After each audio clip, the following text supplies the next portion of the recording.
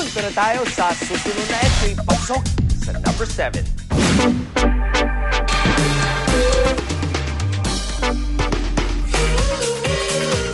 Last year, the Department of Tourism launched a new campaign that was simple, easy to remember, and closest to the truth.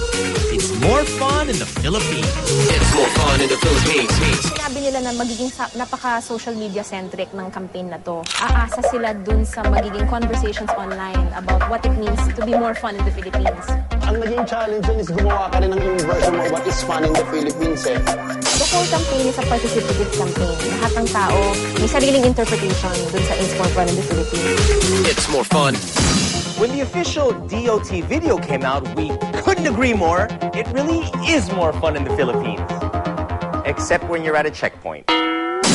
Maganda yung naging effect ng video because nga, mas maraming tao, mas maraming Pinoy naniniwala dun sa campaign natin na It's More Fun in the Philippines. Napaka-feel good ng video. Pag pinanood mo siya, parang masifeel mo, ang ganda-ganda ng Pilipinas. Parang magiging proud ka sa country mo na napakaganda. At it's so much fun. It's obviously so much fun to be in the Philippines. The video now has accumulated 152,998 views. Why did it become so patok online? It shows na social media is not always about collective rage.